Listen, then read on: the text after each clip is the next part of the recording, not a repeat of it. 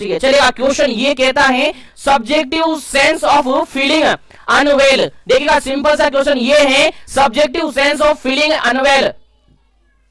Subjective sense मतलब simple सा कह सकते हैं कोई पर्सन है, मान के चलिएगा ये मोहित एक पर्सन है और ये कहता है कि मुझे खुद को ऐसा फील होता है, यानी ये खुद ऐसा फील करता है कि मैं इसके अंदर खुद के अंदर ऐसी फीलिंग आती है कि मैं अच्छा नहीं हूं। अच्छा नहीं हूं मतलब इसको यहां पर क्या हो रहा है, अपने आप में फील हो रहा है कि मैं अच्छा नहीं हूं। तो अच्छा नहीं हूं उस टर्म को हम क्या कहेंगे?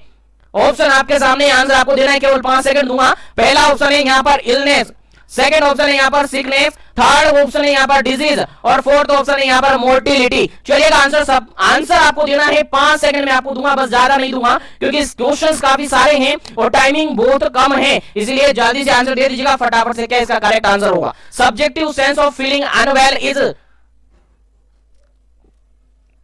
चलेगा इस क्वेश्चन का बिल्कुल करेक्ट आंसर होता है आपका option number first, option number A बिल्कुल सही आंसर है। इलनेस हम कहेंगे अगर सब्जेक्टिव सेंस ऑफ फीलिंग आ रही है कि मैं अच्छा नहीं हूं, इट मींस डायरेक्टली आपका आंसर जाएगा, डायरेक्टली आपका आंसर जाएगा कि वो पर्सन कैसा है, इल है, यानी इलनेस इसको कहते हैं, जनरली इलनेस इसको कहते हैं। उम्मीद करता हूं आपको समझ में आ गया होगा। चलिएगा मैं आगे बढ़ता हूं नेक्स्ट क्वेश्चन पर, चलिएगा मैं आगे बढ़ता हूं नेक्स्ट क्वेश्चन पर। कंसंट्रेशन के साथ बनी रहे, कंटिन्यू बने रहे और आपकी नोटबुक जरूर साथ में रखिए, जो पॉइंट आपको इंपोर्टेंट लगता है उसको मेंशन जरूर कीजिएगा क्योंकि आपके एग्जाम पॉइंट ऑफ व्यू से काफी इंपोर्टेंट है क्वेश्चन भी, स्टेशन भी और वीडियो भी। चलिएगा बढ़ते हैं सेकंड क्वेश्चन पर। काफी सिंपल सा, काफी इजी सा क्वेश्चन है। देखिएगा क्वेश्चन ये है, a state of complete physical, mental, social wellbeing and not merely the absence of disease और इंफॉर्मिटी। देखिएगा उम्मीद करता हूं क्वेश्चन सबको समझ में आ गया होगा, उम्मीद करता हूं क्वेश्चन सबको समझ में आ गया होगा। और क्वेश्चन ये कहता है कि एक ऐसी स्टेट जहां पर कंप्लीटली फिजिकल, मेंटल और सोशल वेलबींग है and not merely absence of any disease, यानी किसी भी प्रकार की कोई डिजीज, कोई एब्सेंस, कोई एबनॉर्मलिटीज वहां पर देखने को नहीं मिली है, तो वो स्टेट कौन सी कहलाएगी? आई थिंक क्वेश्चन आपको समझ में आ गया होगा। तो ऑप्शन देख लेते हैं और आपको आंसर भी बता देना है। चलेगा फर्स्ट नंबर ऑप्शन है, ए ऑप्शन है यहां पर इलनेस, बी ऑप्शन है यहां पर सिकनेस, सी ऑप्शन है यहां पर डिजीज और डी ऑप्शन है यहां पर हेल्थ। चलिएगा आंसर बताइएगा, उम्मीद करता हूं आप सबको पता होगा इस क्वेश्चन का राइट आंसर, तो जल्दी से आपको आंसर देना है, देन आफ्टर आपको आंसर बताया जाएगा, केवल 5 सेकंड आपके पास है। चलेगा इस क्वेश्चन का बिल्कुल करेक्ट आंसर होता है आपका option number D, option number D बिल्कुल सही आंसर है। बिल्कुल ऐसी स्टेट जहां पर किसी भी पर्सन की फिजिकल, मेंटल, सोशल वेलबींग है और उसके अंदर किसी भी डिजीज, किसी भी इंफॉर्मिटी, किसी भी एबनॉर्मलिटीज एब्सेंस है, किसी भी प्रकार की कोई एबनॉर्मलिटीज उसके अंदर नहीं है, किसी प्रकार की कोई डिजीज कंडीशन उसके अंदर नहीं है, तो ये होता है आपका हेल्थ। ये कौन सी स्टेट है? हेल्थ। और WHO ने डिफाइन किया है, WHO ने, वर्ल्ड हेल्थ ऑर्गेनाइजेशन ने डिफाइन किया है ये स्टेट, यानी सीधा सा सिंपल सा कहे तो जो क्वेश्चन आपसे पूछा गया है वो हेल्थ का डेफिनेशन है। और उम्मीद करता हूं आपने, जब हमने सेशन लिया था कॉन्सेप्ट ऑफ हेल्थ के रिगार्डेड, फर्स्ट सेशन जब हमने BPCCHN के रिगार्डेड क्लासेस स्टार्ट की थी, तो पहला सेशन है, आपने नहीं देखा तो एक बार जरूर देखेगा, काफी इंपोर्टेंट है, काफी हेल्पफुल है आपके एग्जाम पॉइंट ऑफ व्यू से। चलेगा इस क्वेश्चन का आंसर उम्मीद करता हूं आप सबको समझ में आ गया होगा कि एक ऐसी स्टेट जहां पर फिजिकल, मेंटल, सोशल वेलबींग रहती है और किसी भी टाइप की कोई डिजीज कंडीशन यहां पर अवेलेबल नहीं रहती है, यानी एब्सेंस रहती है, that condition is known as, that state is known as health. और हेल्थ का डेफिनेशन आपका क्वेश्चन है। आई थिंक समझ में आ गया होगा क्वेश्चन। चलिएगा मैं आगे बढ़ता हूं नेक्स्ट क्वेश्चन पर, उम्मीद करता हूं समझ में आ रहा होगा। चलिएगा आगे बढ़ते हैं नेक्स्ट क्वेश्चन पर। नेक्स्ट क्वेश्चन काफी इजी, काफी समझदार क्वेश्चन है। अब आपको भी थोड़ी सी समझदारी दिखानी और अपना आंसर सही से लगाना है। चलिएगा क्वेश्चन ये कहता है, फिजियोलॉजिकल और साइकोलॉजिकल डिसफंक्शन इज रेफर। देखिएगा फिजियोलॉजिकल और साइकोलॉजिकल डिसफंक्शन यहां पर हो रहा है तो उसको क्या कहते हैं? फिजियोलॉजिकल, साइकोलॉजिकल अगर डिस्टर्बेंस हो रहा है, डिसफंक्शन हो रहा है, तो उस कंडीशन को क्या कहेंगे? क्या उसको इलनेस कहेंगे? फर्स्ट ऑप्शन है, यानी ए ऑप्शन है इलनेस, बी ऑप्शन है सिकनेस, सी ऑप्शन है डिजीज और डी ऑप्शन है हेल्थ। चलिएगा आंसर बताइएगा, क्या इसका सही आंसर है? जल्दी से आपको आंसर बताना है।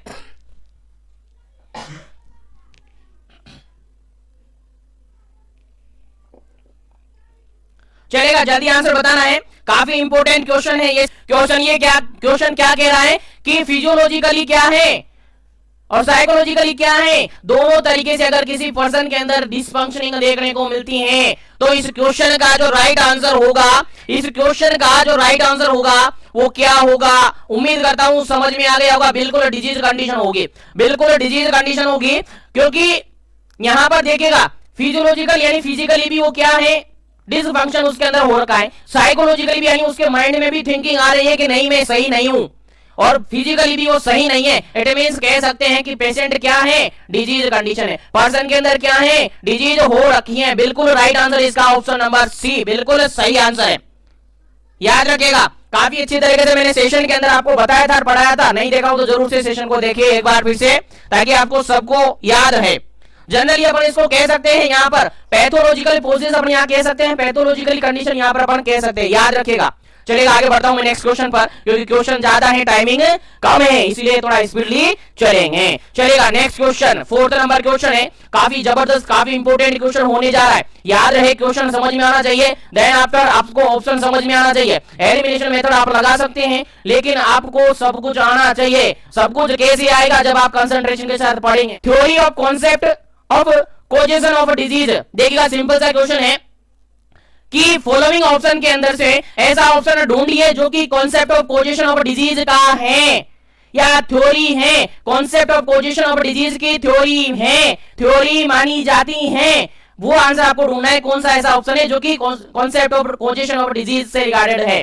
और आपने सेकंड सेशन अगर देखा है बीपीसी सीएचएन के रिगार्डेड जीवन एजुकेशन का सेकंड सेशन आपने देखा है, तो 100% इस क्वेश्चन का बिल्कुल राइट आंसर आपके पास होगा। चलिएगा मैं ऑप्शन पढ़ता हूं। पहला ऑप्शन यहाँ पर कॉन्टाजियन थ्योरी, सेकंड ऑप्शन है यहां पर हेल्थ ट्रायड, थर्ड ऑप्शन है यहां पर पावलोव थ्योरी, फोर्थ ऑप्शन है यहां पर मास्लो हियरार्की थ्योरी। चलिएगा जल्दी से बताइएगा कि concept of causation of disease क्या है, कौन सी थ्योरी इसके अंदर आती है। नीचे फॉलोइंग ऑप्शन में से आंसर आपको देना है, जल्दी से आंसर देना है। 5 सेकंड आपके पास है, देन आफ्टर आपको आंसर मिल जाएगा। जल्दी से जल्दी कीजिएगा, टाइमिंग कम है अपने पास। चलिएगा इस क्वेश्चन का बिल्कुल राइट आंसर है, इस क्वेश्चन का बिल्कुल राइट आंसर है। क्या होना चाहिए आपके अकॉर्डिंग, जल्दी से आपको भी आंसर कमेंट करना है, जल्दी आंसर कमेंट करना है, ताकि जल्दी अपना आगे बढ़े। चलिए इस क्वेश्चन का जो बिल्कुल करेक्ट आंसर है that is option number first बिल्कुल करेक्ट आंसर है। कॉन्टाजियन थ्योरी जो कि concept of position of disease के अंदर हमने पढ़ी थी, याद हो तो आपको, बिल्कुल हमने पढ़ी थी कॉन्टाजियन थ्योरी। इसके अंदर अलग अलग 3 से 4 थ्योरीज हमने पढ़ी थी। पहली थ्योरी हमने पढ़ी थी कॉन्टाजियन थ्योरी, कॉन्टाजियन थ्योरी के थ्रू भी डिजीज कोज हो सकती हैं। उसके बाद हमने थ्योरी पढ़ी थी सुपरा नेचुरल थ्योरी, क्या पढ़ी थी, सुपर नेचुरल या सुपरा नेचुरल थ्योरी हमने पढ़ी थी। उसके अलावा हमने पढ़ी थी कॉन्टाजियन थ्योरी, उसके बाद हमने पढ़ी थी जर्म थ्योरी, और उसके बाद हमने पढ़ी थी एपिडेमियोलॉजिकल ट्रायड थ्योरी। ये 4 थ्योरीज हमने पढ़ी थी concept of causation of disease के अंदर। हेल्थ ट्रायड थ्योरी हमने नहीं पढ़ी थी, ये नहीं है इसके अंदर। पावलोव थ्योरी हमने नहीं पढ़ी थी, और मास्लो हियरार्की थ्योरी हमने नहीं पढ़ी थी। तो इस क्वेश्चन का राइट आंसर आपका होता है option number A. Option number A बिल्कुल आपका करेक्ट आंसर है, contagion theory that is concept of causation of disease, बिल्कुल करेक्ट आंसर है। चलिएगा आगे बढ़ते हैं नेक्स्ट क्वेश्चन पर। उम्मीद करते हैं यहां तक आपको समझ में आ रहा होगा। चलिएगा नेक्स्ट क्वेश्चन आपके लिए, और काफी जबरदस्त, काफी इंपोर्टेंट क्वेश्चन है। चलिएगा क्वेश्चन समझने की कोशिश कीजिएगा, काफी इजीली आपको समझ में आएगा। क्वेश्चन देखिएगा, क्वेश्चन ये कहता है, क्वेश्चन नंबर 5 है। क्वेश्चन ये कहता है, देखिएगा द एक्चुअल लॉस और damage of a part of body, anatomy और abrasion of the physiological function that occur the consequent to a disease is known as. देखिए सिंपल सा क्वेश्चन है, आई थिंक क्वेश्चन आपको समझ में आ गया होगा। एक बार क्वेश्चन को जरूर नजर घुमाइए, आपको क्वेश्चन इजीली समझ में आएगा। देन आफ्टर में इसका सही से आंसर आपको बताऊंगा। क्वेश्चन समझिएगा, क्वेश्चन सिंपल सा ये कहता है, क्वेश्चन सिंपल सा ये कह रहा है आपका, क्या कह रहा है क्वेश्चन, ये कह रहा है आपका क्वेश्चन कि आपके शरीर की किसी भी भाग में, जो वास्तविक जो आपका शरीर का भाग है, उसमें किसी भी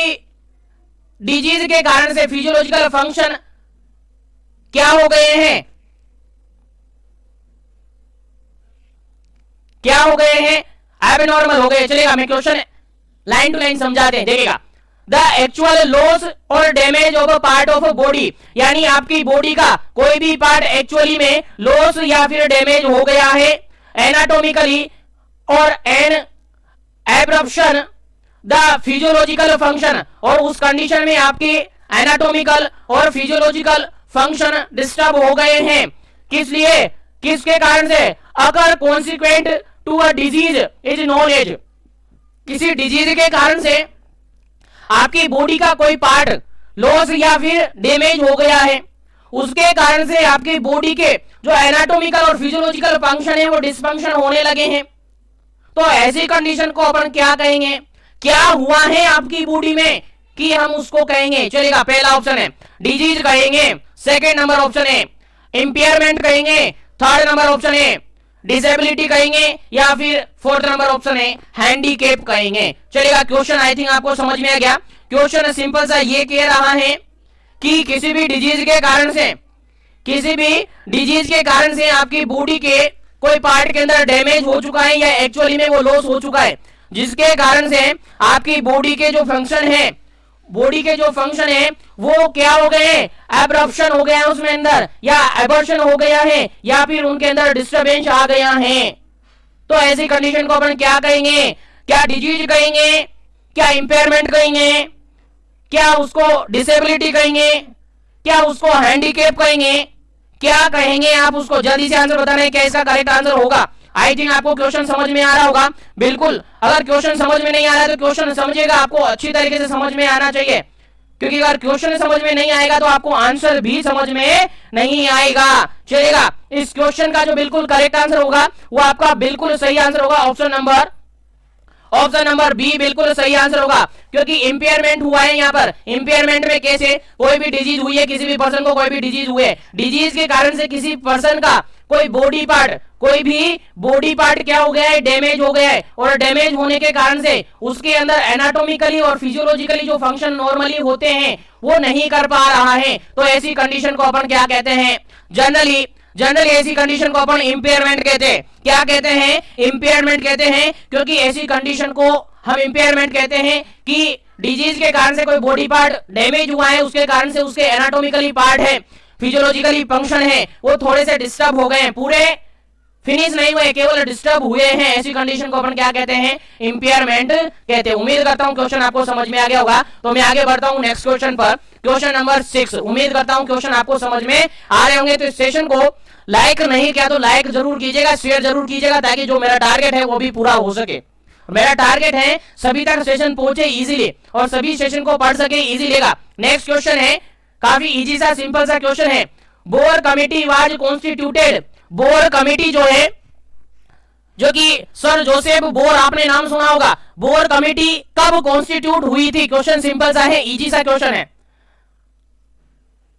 क्वेश्चन का पहले का ऑप्शन है 1943, सेकंड ऑप्शन है बी ऑप्शन है 1945, थर्ड ऑप्शन है यानी सी ऑप्शन है 1942, फोर्थ ऑप्शन है डी ऑप्शन है 1941। चलिएगा, आंसर आपको देना है, क्या करेक्ट आंसर है। बोर कमिटी कब कॉन्स्टिट्यूट हुई है, 1943 में हुई है, 1945 में हुई है, 1942 में हुई है, 1941 के अंदर हुई है। कब हुई है, 1943, 1945, 1942, 1941। चलेगा, आंसर आपको देना है, 5 सेकंड आपके पास है, देन आफ्टर आपको सही आंसर मिलेगा और इसी के साथ आपका कॉन्सेप्ट तैयार किया जाएगा। चलिएगा, आगे बढ़ते हैं।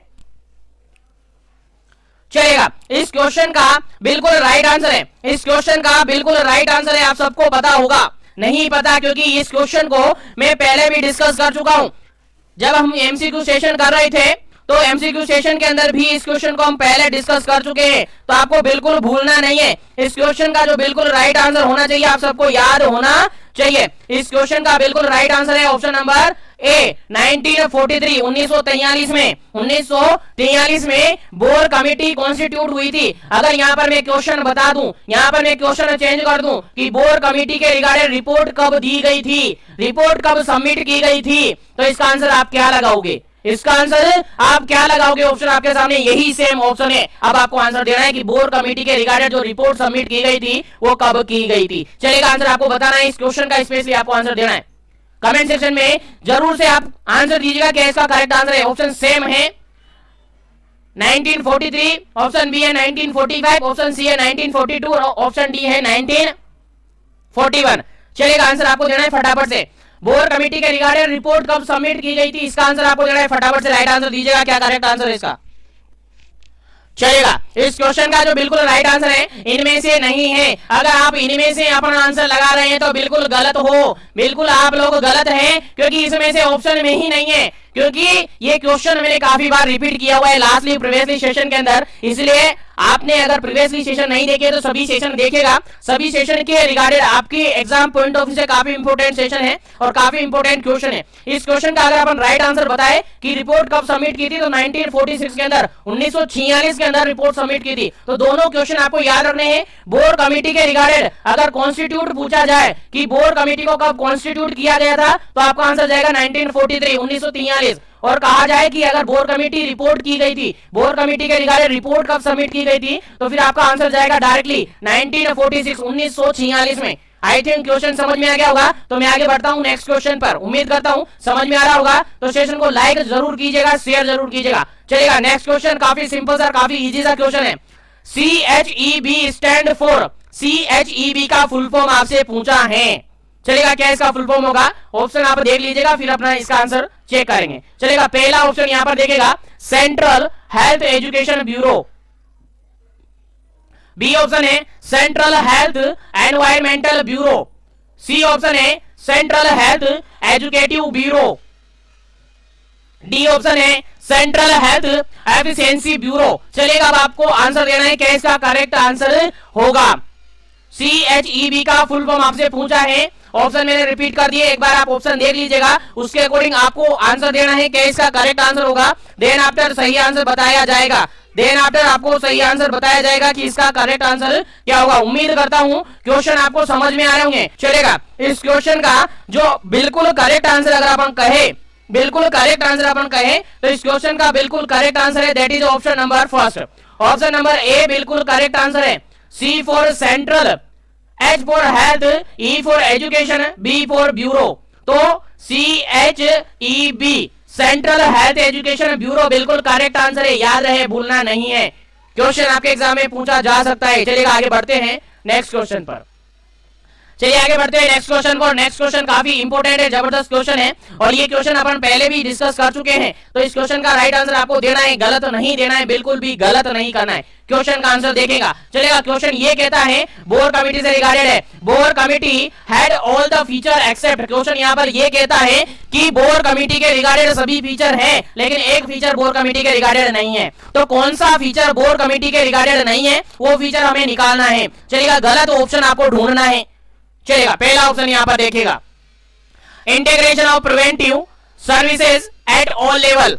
सेकंड ऑप्शन है, बी ऑप्शन है social orientation of medical practice, C option है basis of health planning in India, और डी ऑप्शन है survey of existing financial condition. चलेगा, आंसर आपको देना है, क्या करेक्ट आंसर है इसका, जल्दी से आपको आंसर देना है। 5 सेकंड आपके पास है, सोच लीजिएगा, समझ लीजिएगा, गलत नहीं होना चाहिए, क्योंकि ये क्वेश्चन 3 से 4 बार मैं रिपीट कर चुका हूं अपने सेशन के अंदर, और मैं कहता हूं इंपोर्टेंट क्वेश्चन है, आपके एग्जाम में पूछा जा सकता है, तो याद रखिएगा। उम्मीद करता हूं क्वेश्चन आपको समझ में आ गया होगा, आंसर आपको समझ में आ गया होगा। इस क्वेश्चन का बिल्कुल राइट आंसर है option number D. Option number D बिल्कुल राइट आंसर है, क्योंकि अगर अपन कहे बोर कमेटी के रिगार्डेड, बोर कमेटी के रिगार्डेड अगर अपन कहे, तो पहला फीचर देखेगा integration of preventive services at all level, बिल्कुल ये बोर कमेटी का फीचर है। सेकेंड ऑप्शन का है social orientation of medical practice, बिल्कुल ये बोर कमेटी का फीचर है। उसके अलावा basis of health planning in India, बिल्कुल ये भी बोर कमेटी का फीचर है। लेकिन सर्वे ऑफ एग्जिस्टिंग फाइनेंशियल कंडीशन जहां आ गई है, वहां पर बोर कमेटी का फीचर नहीं है। तो बिल्कुल करेक्ट आंसर आपका हो जाता है ऑप्शन नंबर डी, बिल्कुल सही आंसर है। चलेगा, आगे बढ़ते हैं नेक्स्ट क्वेश्चन पर। उम्मीद करता हूं यहां तक सभी क्वेश्चन आपको समझ में आ रहे होंगे। बिल्कुल चलते हैं नेक्स्ट क्वेश्चन, अपन डिस्कस करते हैं। नेक्स्ट क्वेश्चन है 9 नंबर क्वेश्चन। चलेगा, सेशन को लाइक शेयर जरूर करते रहना है, ताकि सभी को सेशन पहुंचे। अपना बेस्ट लीजिएगा, मैं अपना बेस्ट और अपना 100% दे रहा हूं, आपको भी अपना 100% लेना है। चलेगा, क्वेश्चन नेक्स्ट है आपका 9 नंबर क्वेश्चन। क्वेश्चन ये कहता है, the concept of causation of disease through bed air was given by. चलिएगा सिंपल सा क्वेश्चन ये है, हमने सेशन में पढ़ा था concept of causation of disease, पढ़ा था कि नहीं पढ़ा था? बिल्कुल सेकंड सेशन हमने स्टार्ट किया था, जब सिलेबस हमने पढ़ना स्टार्ट किया था तो सेकंड सेशन के अंदर हमने पढ़ा था concept of causation of disease, जिसके अंदर आपने पढ़ी थी अलग अलग थ्योरीज। तो किस थ्योरी के अंदर ऐसा बताया गया है कि आपकी जो डिजीज कंडीशन है, आपका जो इन्फेक्शन है वो बेड एयर के कारण से फैलता है, बेड एयर के कारण से होता है। कौन सी थ्योरी थी? चलेगा थ्योरी आपको बतानी है, ऑप्शन में रिपीट करता हूं। पहला ऑप्शन यानी फर्स्ट ऑप्शन है आपके पास जर्म थ्योरी, बी ऑप्शन है आपके पास सुप्रा नेचुरल थ्योरी, सी ऑप्शन है आपके पास कॉन्टाजियन थ्योरी और डी ऑप्शन है आपके पास एपिडेमियोलॉजिकल ट्रायड थ्योरी। चलेगा आंसर आपको देना है, 5 सेकंड आपके पास है, देन आफ्टर आपको करेक्ट आंसर मिल जाएगा। उम्मीद करता हूं आपको क्वेश्चन समझ में आ गया होगा, क्योंकि ये क्वेश्चन अपन प्रीवियसली सेशन के अंदर भी डिस्कस कर चुके हैं, तो आपको आना चाहिए। अगर नहीं आता तो फिर आपका सेशन में रहना बेकार है, क्योंकि अगर प्रीवियसली कुछ दिन क्या अभी 2 दिन हुए होंगे एटलीस्ट, जिसके बाद अगर क्वेश्चन को भूल गए तो फिर कहां तक याद रह पाएगा आपको। इसीलिए कंसंट्रेशन के साथ बने रहेगा। इस क्वेश्चन का राइट आंसर आपको देना है फटाफट से। चलिएगा इस क्वेश्चन का बिल्कुल करेक्ट आंसर है, that is option number C, contagion theory बिल्कुल सही आंसर है। बेड एयर के कारण से कॉन्टाजियन थ्योरी होती है। अगर बेड एयर से इंफेक्शन फैल रहा है, बेड एयर से पॉजिटिव एजेंट जा रहा है, बेड एयर के कारण से अगर किसी भी टाइप की कोई डिजीज हो रही है, that is directly related to contagion theory. क्योंकि अलग अलग थ्योरीज हमने पढ़ी थी, जिसके अंदर कॉन्टाजियन थ्योरी हमने पढ़ी थी, उसके अंदर ये पढ़ा था कि कॉन्टाजियन थ्योरी ये कहती है कि अपने सराउंडिंग एरिया में जो बेड एयर है, जो गंदी हवा है, उसके कारण से कोई भी डिजीज कंडीशन होती है। ये concept of causation of disease के अंदर आपने पढ़ा था। सेशन नहीं देखा हो तो अभी भी कह रहा हूं, अभी भी आपके पास टाइमिंग है, सेशन को देख लीजिएगा, नहीं तो बाद में पछतावा होगा, पहले ही बता दिया। चलिएगा आगे बढ़ते हैं नेक्स्ट क्वेश्चन पर, सेशन को लाइक शेयर करते रहिए। चलिएगा क्वेश्चन नंबर 10, काफी इजी, काफी सिंपल और सबसे अच्छा क्वेश्चन है। अगर आपको आ जाए तो आप बिल्कुल इंटेलिजेंट है। चलिएगा क्वेश्चन आपके सामने है, काफी अच्छा क्वेश्चन है। All of the following are the super या supra natural cause of occurrence of disease except. देखिएगा सिंपल सा क्वेश्चन ये पूछा गया है कि फॉलोइंग ऑप्शन ऐसे ऑप्शन हैं जो कि डिजीज को कोज करवाने का कारण बनते हैं। कौन सी थ्योरी के अकॉर्डिंग? सुप्रा नेचुरल थ्योरी के अंदर, जो कि concept of causation of disease के अंदर हमने पढ़ी थी अलग अलग थ्योरी। तो सुप्रा नेचुरल थ्योरी के अंदर हमने क्या पढ़ा था? सभी जो नीचे ऑप्शन में दिए गए हैं सभी सुप्रा नेचुरल थ्योरी के अंदर आते हैं, लेकिन एक नहीं आता है। अगर लास्टली सेशन और लास्टली क्वेश्चन और प्रीवियसली सेशन आपने देखे तो 100% इसका सही आंसर आपके पास है। चलेगा option number first bad air, option number second wrath of God, option number C evil spirit, option number D punishment of evil deed. चलेगा आंसर आपको बताना है। चलेगा बिल्कुल सही आंसर इसका होता है ऑप्शन नंबर फर्स्ट, बिल्कुल करेक्ट आंसर है। क्योंकि जस्ट अभी लास्ट क्वेश्चन के अंदर हमने डिस्कस किया जो बेड एयर है वो किसके अंदर आता है? कॉन्टाजियन थ्योरी के अंदर आता है। किसके अंदर आता है? कॉन्टाजियन थ्योरी के अंदर आता है। ये किसके अंदर आता है? कॉन्टाजियन थ्योरी के अंदर आता है, जो कि सुप्रा नेचुरल थ्योरी के अंदर नहीं आता है। इसके अंदर आता है worth of God, evil spirit, उसके अलावा पनिशमेंट ऑफ इविल डेड। तीनों का मीनिंग आपको सबको याद होगा, नहीं याद है तो सेशन देख लीजिएगा, टाइमिंग कम है तो सेशन आप देख लीजिएगा। चलिए आगे बढ़ते हैं नेक्स्ट क्वेश्चन पर बढ़ते हैं। नेक्स्ट क्वेश्चन आपके सामने है, देखिएगा काफी जबरदस्त, काफी इंपोर्टेंट क्वेश्चन है आपके एग्जाम पॉइंट ऑफ व्यू से। चलेगा क्वेश्चन यहाँ पर है, अगर ये क्वेश्चन आपको आ गया है तो 100% मैं कह दूं कि आपको 100% कंसंट्रेशन है क्लास में। चलेगा क्वेश्चन ये है, the actual loss of the body part anatomically और abrasion of the physiological function that occur the consequent of a disease is known as. चलेगा आंसर आपको देना है, ऑप्शन आपके सामने। उम्मीद करता हूं क्वेश्चन आपको समझ में आ गया होगा, क्वेश्चन समझ में आ गया होगा। ऑप्शन आपके सामने इंपेयरमेंट, डिसेबिलिटी, हैंडीकैप और डिजीज। चलेगा इस क्वेश्चन का क्या करेक्ट आंसर होगा? जल्दी से आपको आंसर देना है। उम्मीद करता हूं आपको समझ में आ रहा होगा और आपको याद होगा इस क्वेश्चन का राइट आंसर क्या होगा। चलेगा इस क्वेश्चन को बिना टाइम वेस्ट किए आपको आंसर देना है। फटाफट से 5 सेकंड आपके पास है, देर आफ्टर इसका सही आंसर आपको बताया जाएगा। चलेगा इस क्वेश्चन का बिल्कुल करेक्ट आंसर है, that is option number first. और ये क्वेश्चन अपन प्रीवियसली इसी सेशन के अंदर प्रीवियसली क्वेश्चन के अंदर डिस्कस कर चुके हैं। केवल मैंने ऑप्शन ऊपर नीचे किए हैं, बाकी सब कुछ सेम है। क्वेश्चन सेम है, ऑप्शन सेम है, केवल ऊपर नीचे ऑप्शन किए हैं। इसलिए कहता हूं कंसंट्रेशन के साथ क्लास में बने रहे। आपको बिल्कुल भी सोचने की समझने की परेशानी नहीं होगी, क्योंकि एज इट इज यही सारे क्वेश्चन आपके एग्जाम में मिलने वाले हैं। चलेगा, क्वेश्चन का राइट आंसर है ऑप्शन नंबर ए, इंपेयरमेंट। इसके अंदर मैंने बताया था कि किसी भी डिजीज के कारण से अगर किसी पर्सन के अंदर उसके एनाटॉमिकल या फिजियोलॉजिकल कोई फंक्शन डिस्टर्ब हो जाता है, क्यों हो जाते हैं, क्योंकि उसके बॉडी पार्ट, कोई भी बॉडी पार्ट डैमेज हो जाता है या लॉस हो जाता है, उसके कारण से उसके एनाटॉमिकल और फिजियोलॉजिकल जो फंक्शन है उसके अंदर एब्नॉर्मलिटीज आ जाती हैं, डिस्टर्बेंस आ जाता है, तो उस कंडीशन को अपन इंपेयरमेंट कहेंगे, उस कंडीशन को इंपेयरमेंट कहेंगे। यहाँ पर एनाटॉमिकल और फिजियोलॉजिकल जो फंक्शन है बिल्कुल स्टॉप नहीं हुए, केवल उसके अंदर थोड़ी सी एब्नॉर्मलिटीज आई हैं, उसके कारण से हुआ है, तो उस कंडीशन को कहते हैं इंपेयरमेंट। उम्मीद है समझ में आ गया होगा। चलिए आगे बढ़ते हैं नेक्स्ट क्वेश्चन पर। आगे बढ़ते हैं नेक्स्ट क्वेश्चन पर। नेक्स्ट क्वेश्चन काफी इजी और काफी सिंपल क्वेश्चन है, काफी इजी और काफी सिंपल क्वेश्चन है, बस आपको समझना है और क्वेश्चन का आंसर देना है। देन आफ्टर आपको समझ में आ जाएगा, देन आफ्टर आपके भेजे में घुस जाएगा, देन आफ्टर आप एग्जाम दे पाएंगे इजीली, और एग्जाम में क्वेश्चन आएगा तो आप इजीली सोल्व कर पाएंगे। चलेगा, क्वेश्चन क्या कहता है? क्वेश्चन ये कहता है, हैंडले कोच पोस्टुलेटेड एक्सप्लेन।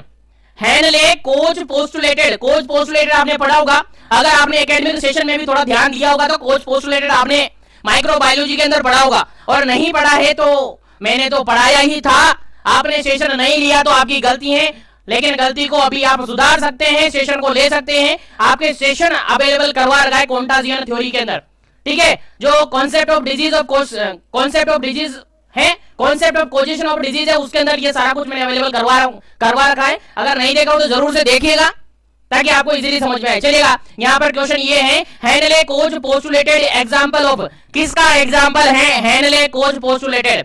क्या फर्स्ट ऑप्शन कॉन्टाजियन थ्योरी का एग्जांपल है, क्या जर्म थ्योरी का एग्जांपल है, क्या एपिडेमोलॉजिकल ट्रायड थ्योरी का एग्जांपल है, क्या हेल्थ डिटरमिनेंट थ्योरी का एग्जांपल है? चलिए आंसर आपको बता रहे हैं किसका एग्जांपल है, कोच पोस्टुलेटेड।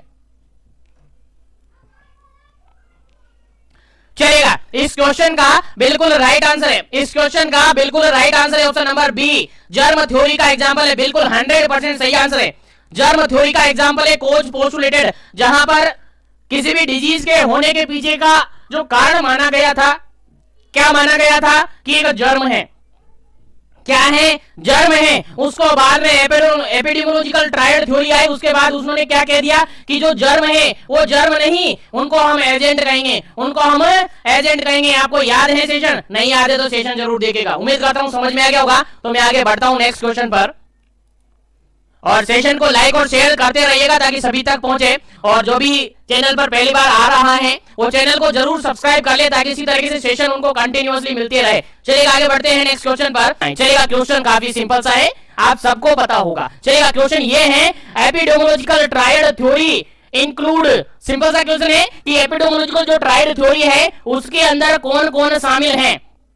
ऑप्शन नंबर ए एजेंट शामिल है, ऑप्शन नंबर बी होस्ट शामिल है, ऑप्शन नंबर सी एनवायरमेंट शामिल है, और option number D all of these शामिल है। चलिएगा, क्या इसका करेक्ट आंसर है? सही से आपको आंसर देना है, 5 सेकंड आपके पास है, देन आपने इसको सही आंसर आपको बता दिया जाएगा और क्वेश्चन पेपर को आगे बढ़ा दिया जाएगा। चलिएगा, इस क्वेश्चन का राइट आंसर आप दीजिएगा फटाफट से। चलेगा, इस क्वेश्चन का बिल्कुल राइट आंसर है, एपिडेमियोलॉजिकल ट्रायड थ्योरी के अंदर बिल्कुल सभी शामिल होते हैं, एजेंट होस्ट एनवायरनमेंट बिल्कुल सभी शामिल होते हैं। आप सबको पता है, ऐसा डायग्राम मैंने बनाया था और इसमें कहा था कि ये एजेंट होता है, इसमें कहा था कि ये होस्ट होता है, इसमें कहा था कि ये होस्ट होता है, और इसमें कहा था कि ये एनवायरनमेंट होता है। तीनों फैक्टर मिलकर किसी भी डिजीज को खोज करने के कारण बनते हैं, रिस्क फैक्टर बनते हैं, याद रहिए, भूलना नहीं है। चलिएगा, आगे बढ़ता हूं मैं नेक्स्ट क्वेश्चन पर। सेशन को लाइक और शेयर करते रहिए, और आप सबको कहना चाहूंगा, अगर अभी तक आपने मिशन एजुकेशन ऐप डाउनलोड नहीं किया है तो मिशन एजुकेशन ऐप डाउनलोड कर लीजिएगा प्ले स्टोर पे जाकर, और अभी तक आपने टेस्ट सीरीज ज्वाइन नहीं की है तो टेस्ट सीरीज कर दीजिएगा ताकि मैंने जो भी अनाउंसमेंट किया है उस सबका बेनिफिट आप ले सके। तो टेस्ट सीरीज जरूर ले लीजिएगा ताकि आपको सभी क्वेश्चन और सभी टेस्ट सीरीज मिल सके। चलिएगा, आगे बढ़ता हूं मैं नेक्स्ट क्वेश्चन पर, और नेक्स्ट क्वेश्चन है काफी सिंपल सा, काफी इजी सा क्वेश्चन है, आई थिंक आपको क्वेश्चन समझ में आएगा। देखिएगा, क्वेश्चन ये कहता है, क्वेश्चन ये कहता है 40 नंबर क्वेश्चन, क्वेश्चन ये कहता है, the trend MLHP। Sir MLHP क्या होता है हमें पता नहीं है, तो तुम्हें पता नहीं है तो जानो क्या है। तो trend MLHP would broadly the expected to, question समझ में आया? हाँ बिल्कुल आ गया होगा क्वेश्चन, क्योंकि MLHP को भी मैंने काफी अच्छी तरीके से समझाया था। MLHP जनरली हम कहे तो एम मतलब की मिड, एल मतलब की लेवल, एच मतलब की हेल्थ और एस यहां पर जुड़ा हुआ है, यानी mid level health care provider. क्या है MLHPs? Mid level health care provider. और वो कौन होता है? वो आप हैं, वो आप हैं mid level health care provider, वो आप हैं सीएचओ कम्युनिटी हेल्थ ऑफिसर, सामुदायिक स्वास्थ्य अधिकारी, वो आप हैं। तो बताइए आपकी रेस्पॉन्सिबिलिटी क्या रहेगी? ऑप्शन नंबर फर्स्ट, पहला ऑप्शन है implement national programme, second option है administration and management at health and wellness centre, C option है preventive, promotive and curative care, और फोर्थ ऑप्शन है डी ऑप्शन है ऑल ऑफ दीज। चलेगा, बताइए आपकी रेस्पॉन्सिबिलिटी क्या बनती है? आप as a community health officer है तो आपकी रेस्पॉन्सिबिलिटी क्या बनती है? क्योंकि आप ही एमएलएचपी हो, आप ही mid level health care provider हो। क्या आपकी रेस्पॉन्सिबिलिटी बनती है? आंसर आपको देना है, देन आफ्टर आपको करेक्ट आंसर मिलेगा। 5 सेकंड आपके पास है केवल, चलिए 5 सेकंड, केवल 5 सेकंड आपको दे रहा हूं। चलेगा, इस क्वेश्चन का बिल्कुल राइट आंसर है that is option number D, क्योंकि एमएलएचपी यानी कि सीएचओ कम्युनिटी हेल्थ ऑफिसर क्या करवाता है? जितने भी नेशनल प्रोग्राम है उनको इंप्लीमेंट करवाता है। उसके अलावा एडमिनिस्ट्रेशन का काम करेगा, मैनेजमेंट का काम करेगा, कहां पर? हेल्थ एंड वेलनेस सेंटर यानी सब सेंटर पर। उसके अलावा प्रिवेंटिव, प्रोमोटिव और क्यूरेटिव केयर प्रोवाइड करेगा, इसीलिए सभी काम करता है। तो बिल्कुल ऑल ऑफ दीज अपना आंसर होगा, बिल्कुल डी ऑप्शन बिल्कुल करेक्ट आंसर है इस क्वेश्चन का।